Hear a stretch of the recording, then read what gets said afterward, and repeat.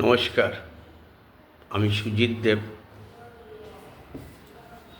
ত্রিপুরা রাজ্যের উত্তর ত্রিপুরা বা তদানীন্তন উত্তর জেলার বর্তমান উত্তর ত্রিপুরার জেলা সদর ধর্মনগরে আছি। আমি এখন উত্তর ত্রিপুরা জেলা গ্রন্থাগারের একটি পাঠকক্ষে আছি। আমরা বৃহস্পতিবারের গ্রন্থবেলা বলে যে অনুষ্ঠান বিকেল 3টে থেকে 5টা 1 মিনিট পর্যন্ত করে থাকি, তারই অঙ্গ হিসাবে আমি এখানে কবিতা পাঠ এবং বিভিন্ন আলোচনা করব। অনেকদিন পর আমরা এখানে আবার বসলাম, প্রায় কয়েকটা বৃহস্পতিবার বাদ গেছে। আমি এখন একা, আর আসার কথা আছে, যদি কোনো সুবিধা হয় তত আসবেন না। আমার হাতে একটি গ্রন্থ আছে, দেখুন, কবিতা সংগ্রহ, অলোকরঞ্জন দাশগুপ্ত। বিশিষ্ট কবি অলোকরঞ্জন দাশগুপ্ত বাংলা সাহিত্যের একটা বিশাল শক্তি। ওনার জন্ম 6 অক্টোবর 1931 ইংরেজি এবং ওনার মৃত্যু 17 নভেম্বর 2020 ইংরেজি। উনি প্রায় 20টিরও বেশি কাব্যগ্রন্থ প্রকাশ করেছেন। অনেক চিন্তাশীল প্রবন্ধ আছে, এরকম প্রবন্ধের গ্রন্থ প্রকাশ করেছেন। তিনি বাংলা, তারপর সাঁওতালি, এসব ভাষায় অনেক নাটক লিখেছেন, এগুলো প্রকাশও করেছেন, মঞ্চস্থ করিয়েছেন। ইংরেজি, জার্মান ভাষা থেকে অনেক অনুবাদ করেছেন, অনেক কবিতা এইসব ভাষায় অনুবাদ করেছেন, বাংলা থেকে করেছেন। তার একটা স্বতন্ত্র গদ্যশৈলী আছে। তিনি একজন অধ্যাপক, শান্তিনিকেতন, সেন্ট জেভিয়ার্স এবং কলকাতা বিশ্ববিদ্যালয়, এসব স্থানে তার পড়াশোনা। তিনি বিভিন্ন ধরনের পুরস্কার পেয়েছেন: আনন্দ পুরস্কার, সাহিত্য একাডেমি পুরস্কার, রবীন্দ্র পুরস্কার, প্রবাসী ভারতীয় সম্মান। ওনার স্ত্রী টুট বাট্রা। আজ ওনার একটি কবিতা আমি পাঠ করব, আলোচনা করব। আমরা নির্দিষ্ট সময়ের মধ্যেই এটা করে থাকি, চেষ্টা করব। ওইটা স্ক্রিনশটও দেব, আপনারা দেখবেন, পড়বেন, পাঠ করবেন। দেখুন, কবিতাটা দেখে নিন একবার।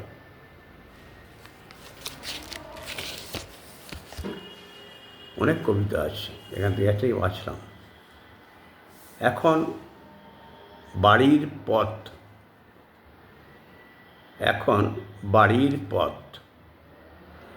এখন বাড়িতে যেতে দেরি হয়। সারা রাস্তা সাপ লুডো, উঠে গিয়ে নেমে এসে শেষে হ্যাম বিশলতা, ঠোঁটে কিশোরীর করি খেলা দেখা। আপ্লুত পাগল তার যকৃতে স্মাগলিং করা সূর্যাস্তের টুকরো নিয়ে অনর্গল ঈশ্বরের সঙ্গে কথা বলছে। তার সঙ্গে মজে যদি হাফিজের স্বাদ পাওয়া যায়। পানের দোকান থেকে ট্রানজিস্টারে সহস্র ঝরায় সুমন কল্যাণপুর। তানপুর আর ভারসাম্য ভেঙে 2-3টি চিকন ছেলে কালয় বিকয় ভ্রাতৃভূমি এই কলকাতাকে। কবিতার শেষ লাইন দেখা হয়নি, সেই অজুহাতে ঘোর লাগা জনারণ্যে কীর্ণ বীজাণুর ত্রসরেণু। ঘ্রাণ করে স্বকীয় রক্তের মধ্যে অবভৃত স্নান। তবুও জটার মধ্যে জোনাকির বিকিকিনি বাড়ে। হাঁটুর ভিতরে ওরা দেরি করাবার বাসা গাড়ে। এখন বাড়ির পথ ঘুরে গেছে গহন কান্তারে।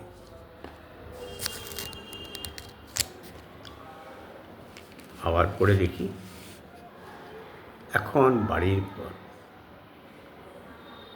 এখন বাড়িতে যেতে দেরি হয়। সারা রাস্তা সাপ লুডো। উঠে গিয়ে নেমে এসে শেষে হ্যাম বিশলতা। ঠোঁটে কিশোরীর কড়ি খেলা দেখা। এটা দৃশ্য কল্পনা দেখুন। চলার পথে জীবনটাও তো আমরা সাপ লুডোর মতো। আর পথে যখন আমরা চলি রাস্তাগুলো কিন্তু এ ধরনের খানাখন্দে ভরা। এই সমস্ত ঝড় ঝাপটা কাটিয়ে গিয়ে বাড়িতে কিশোরীর কড়ি খেলা দেখা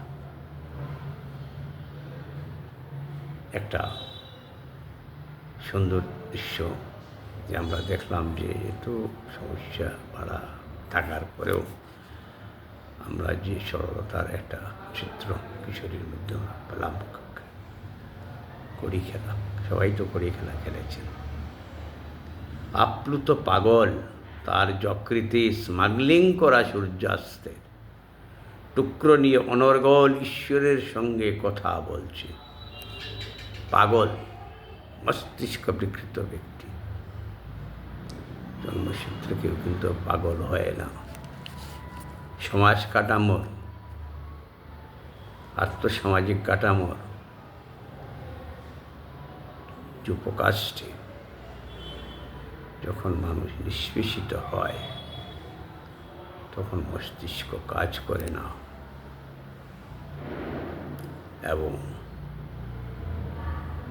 সে একা একা সে কী সব বলে অদৃশ্য পরম শক্তি ঈশ্বরের সাথে কথা বলে। আমরা বলি পাগল কথা বলছে।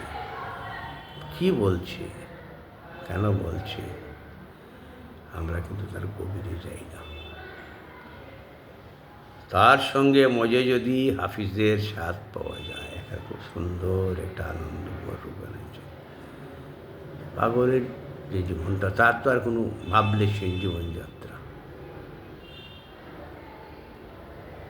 যদি একটা আনন্দ পাওয়া যায়। পানের দোকান থেকে ট্রানজিস্টারে সহস্র ঝরায় সুমন কল্যাণপুর রাগ। ট্রানজিস্টার, আজকাল তো ট্রানজিস্টার নেই। তখন যে সময়, সেই সময়টা তো উল্লেখ করেছি। ওনার জন্ম 31 আর 20, এই যে মধ্যের সময়টা সুমন কল্যাণপুর রোগ আসছে। তানপুরার ভারসাম্য ব্যঙ্গে 2-3টে চিকন ছেলে কালোয় বিকয় ভ্রাতৃভূমি এই কলকাতাকে। এখন আমরা স্থান পেলাম কলকাতা, বর্তমান পশ্চিমবঙ্গ রাজ্যের রাজধানী। একসময় কলকাতা ছিল ব্রিটিশ আমলে ভারতবর্ষের রাজধানী। বাংলা ছিল রাজভাষা। সেখানে 2-3টে চিকন ছেলে কালোয় বিকয় ভ্রাতৃভূমিটা চিকন ছেলে, এটা ইঙ্গিত দিয়েছেন তিনি, যারা দেশটাকে বিক্রি করে দিয়েছে।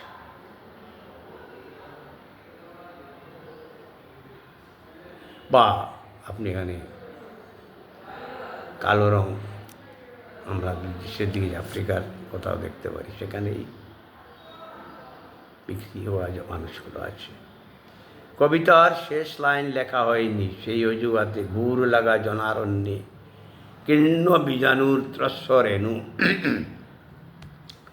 সূর্যের আলো যখন বেড়ার ফাঁক দিয়ে ঘরে প্রবেশ করত, তখন দেখুন ছোটো ছোটো ছোটো ত্রসরণ, ছোট্ট চুক্ত জীবাণু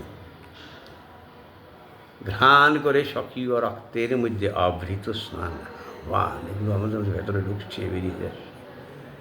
অশুভ শক্তি কিন্তু প্রবেশ করছে, অবিরত করছে। তবুও জটার মধ্যে জোনাকির বিকিখিনি বাড়ে, জটার মধ্যে জোনাকির একটু আলো, একটু আলোর প্রতি আকর্ষণ বাড়ে। হাঁটুর ভেতরে ওরা দেরি করাবার বাসা গাড়ে, হাঁটুর ভেতরে ওরা দেরি করাবার বাসা বাড়ে। এখানে একটা বক্তব্য কিন্তু আছে। সমাজের যে গতিশীল ধারা, সেই গতিশীল ধারাকে কিন্তু আটকে দেওয়ার একটা কাজ চলছে আমার মনে হচ্ছে। হাঁটুর ভেতরে যে জেলটাকে, যে শক্তিটা চলতে সাহায্য করে, জেলটা শুকিয়ে গেলে কিন্তু খুব কষ্টকর অবস্থা হয়। তো সমাজ প্রগতির নিয়মে যে শক্তির দ্বারা চলে, সেইখানে কিন্তু এই জেলের অভাব। এখন বাড়িতে গন্তব্যে যেতে হবে, বাড়ি থেকে আমরা বেরিয়ে আবার তো বাড়িতেই ফিরিয়ে দিই। এখন বাড়ির পথ ঘুরে গেছে গহন কান্তায়, কান্তার মরুভূমি দুস্তর পারাবারে যেতে হবে, লঙ্ঘিত হবে। আজকে এতটুকু থাক, সবাই ভালো থাকবেন। আমি যা বুঝলাম এই মূর্তি পাঠ করে আজকে বইটা নিয়ে বিভিন্নভাবে কবিতাকে ব্যাখ্যা করবে, তার বহুমুখী রূপ আছে। সবাই ভালো থাকবেন, জয় রামকৃষ্ণ, আনন্দে থাকবেন।